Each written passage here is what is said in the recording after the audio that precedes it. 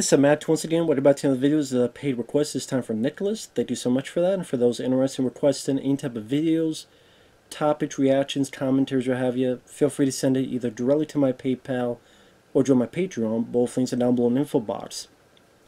And this is for, like I said, Nicholas. He wanted me to talk about Tetsuo the Iron Man.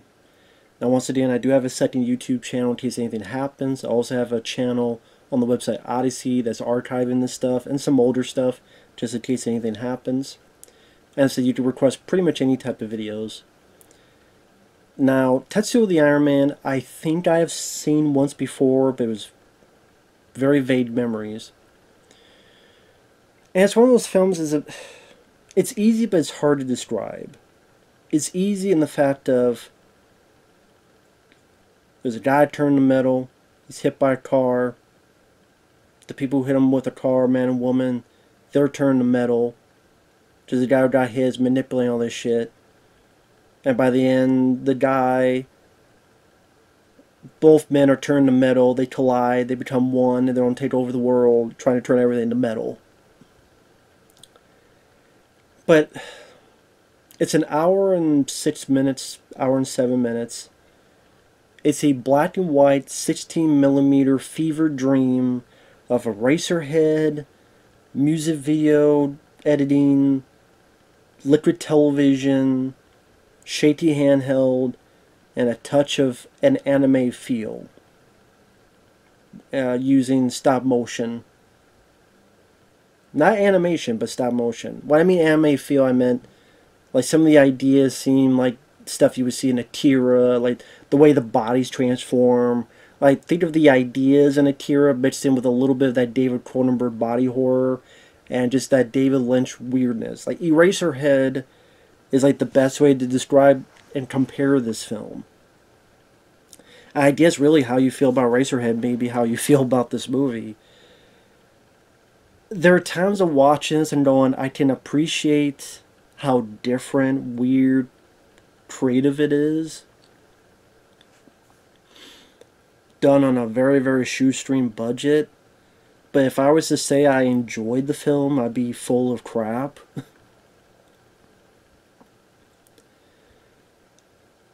There's very little dialogue.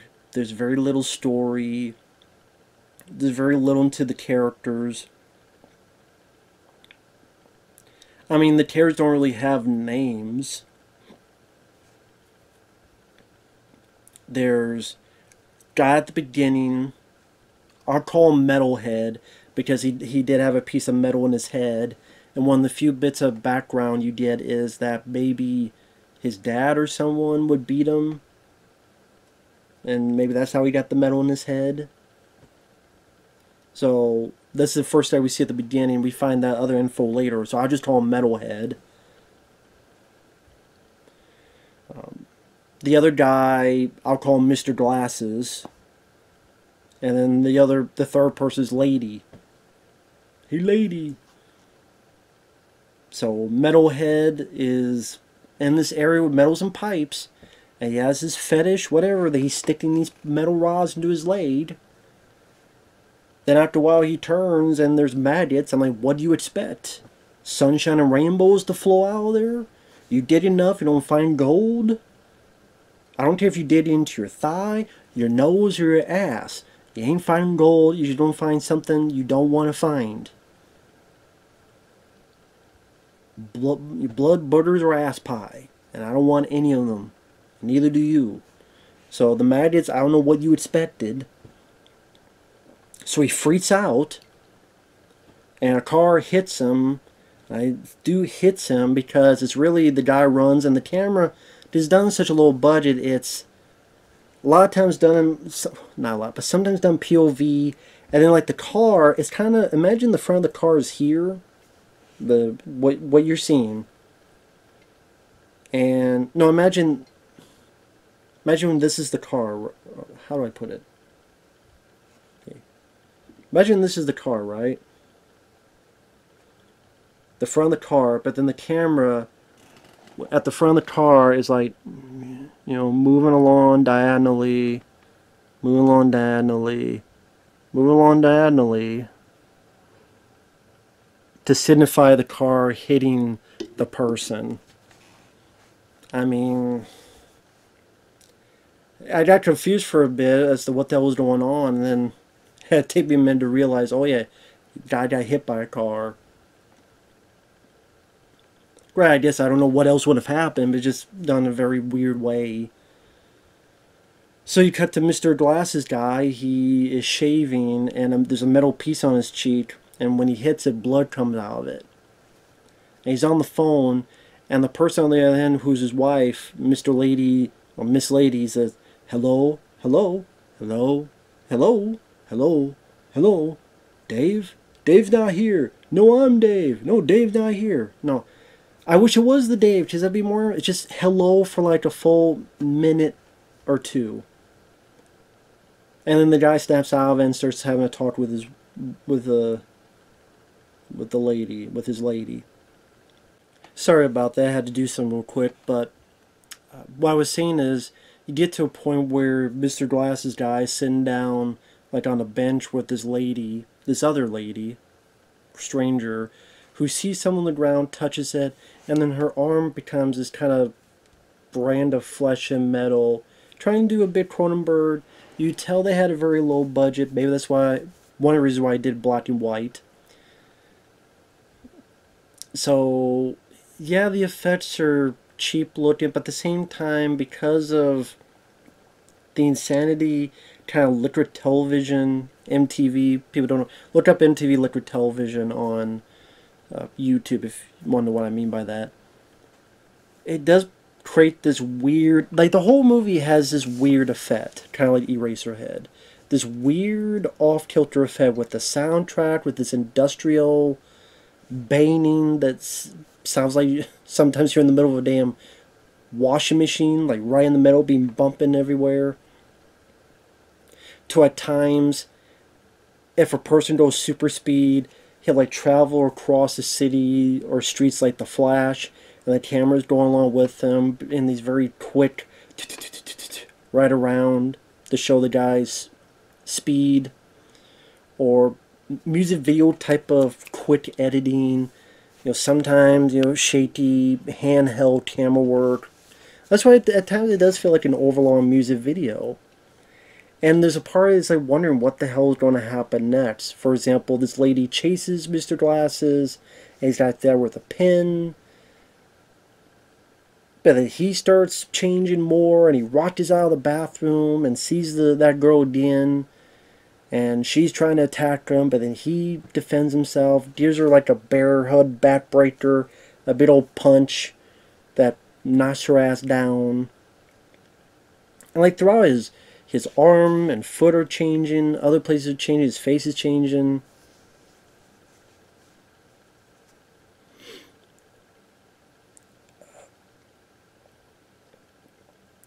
And a lot of times I'm sitting there going, what is the point of all this? What does all this mean? I don't know what the meaning behind this stuff is.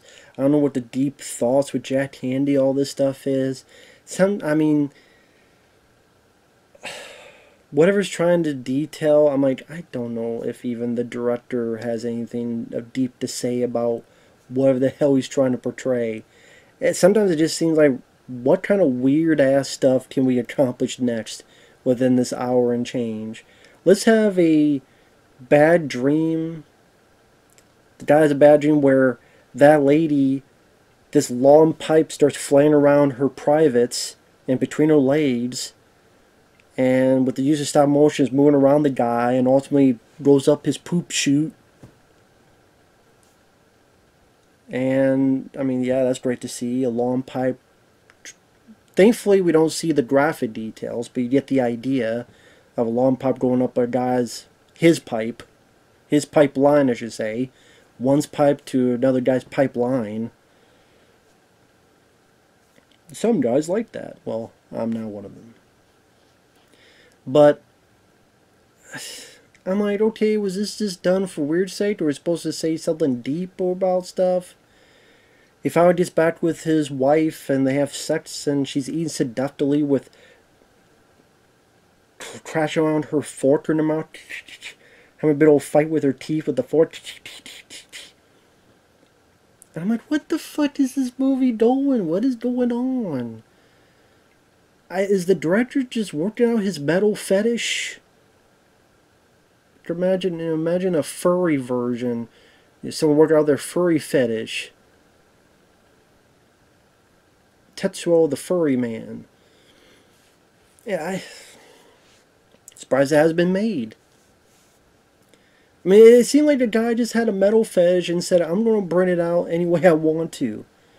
Like, for example, let's have the guy now grows a penis drill.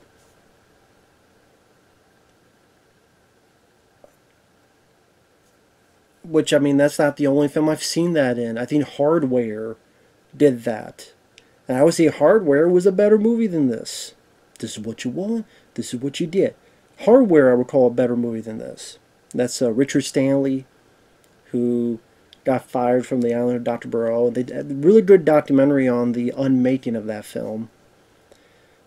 Check it out for those who haven't seen that. But he's a penis drill. And they have a fight, and she stabs him and thinks he's dead, so then she sits on the penis drill and blood comes out the back, and I'm like...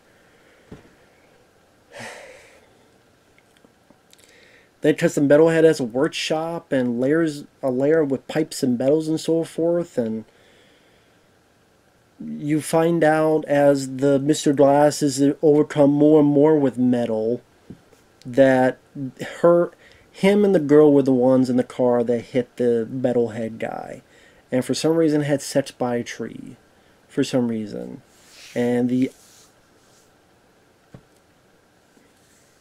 I don't remember if anyone was named Tetsuo. Now that I think about it, was anyone named Tetsuo in this movie? And I don't remember. It's called Tetsuo the Iron Man. I don't remember anyone named Tetsuo. Except Akira. Was anyone even named Tetsuo? Now I gotta look that up. Was anyone named Tetsuo in this damn movie? I don't remember that. Let me look that up. But they get into a fight, but it's low budget enough that you can't really show much of a fight. It's pretty much the metalhead easily overcomes Mr. Glass's guy, and before that had possessed the guy's dead wife and then turned her into mush. I appreciate the stop motion effects. They were fun to watch because I'm a sucker for stop motion effects. But if you're going to ask me what the hell the meaning of all this film is, I have no damn clue. I can't tell you. Man, woman, woman in glasses, guy who's a metal fetishist, doctor, and tramp. So there's not even a single person named Tetsuo. Now that I think about it, why the fuck is it called Tetsuo?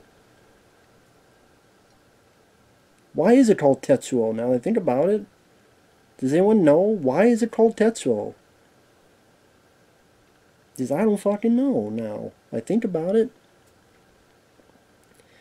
But yeah, I'm watching this and I'm sitting there going, what the hell is going on? Like, you're not supposed to think about it that way. You're not supposed to think, why does this guy have the power to do this? How did he get the power to do this? Was he left for dead and just woke up and said, screw it, I'm going to get revenge on them? Why didn't the couple try to finish the job? Did they try to finish the job, but this guy was still alive? How did this guy get the power to do all these things? What's the end goal? I don't know.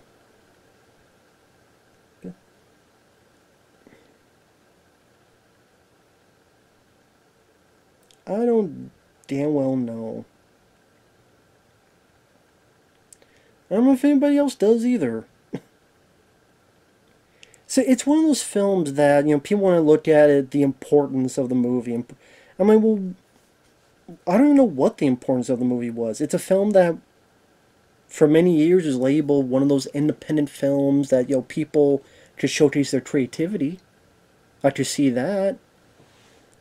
And I could appreciate the fact that it was a short film, as in, a little over an hour long.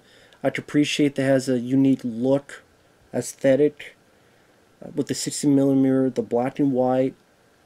Hell, there's still more story in this than Skinamarink. I appreciate the stop motion effects.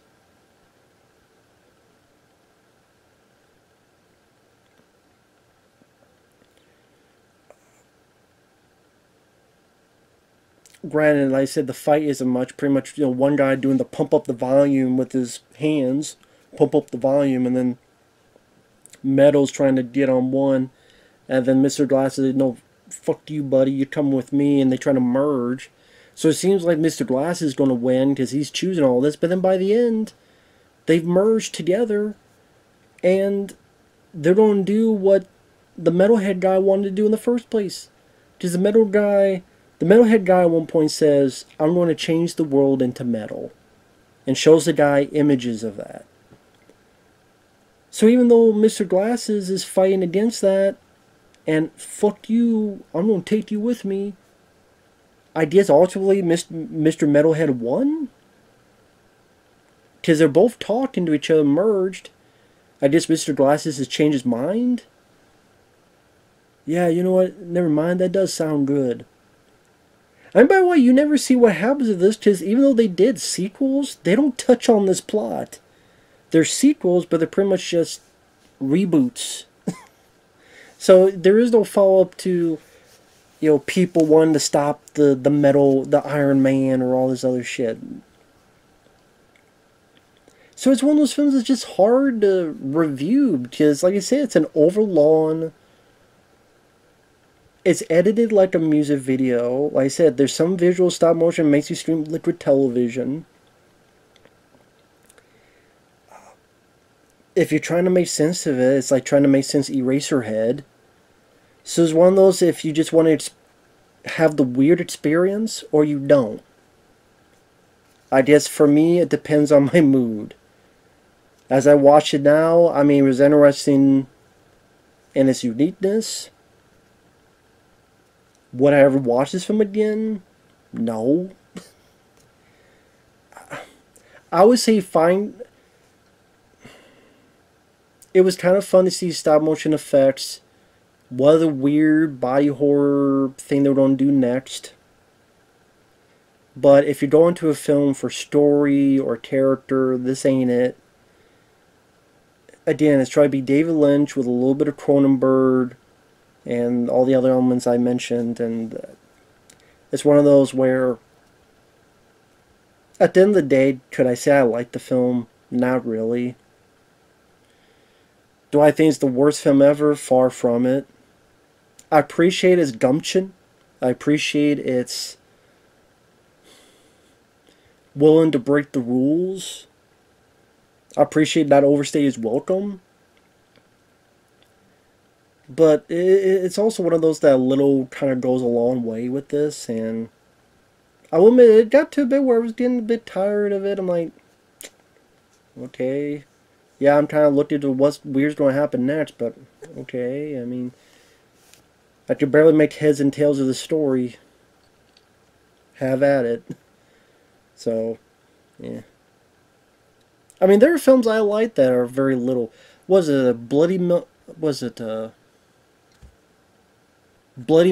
Bodybuilder from Hell, also known as the Japanese Evil Dead? That has little plot as well, but I thought that was a much more enjoyable experience compared to this. Because I still saw a semblance of, he was a guy, and he's a bodybuilder, and he's ready to kick ass, and take names, and they escape at the end, and I get more of an understanding of that plot compared to this, so... And some of it's just like a bit much, the penis drill stuff, and all the, the dream scene with the, it's called sodomy. How else would you describe it? Depending on who you ask, a good or a bad Friday night. But it's a pretty weird movie. You can find clips on YouTube. Find clips on YouTube, watch it, and then determine yourself whether you want to watch it or not. If you want something different. But I don't know what else to say. Thanks for watching. We'll see you guys later. Bye-bye.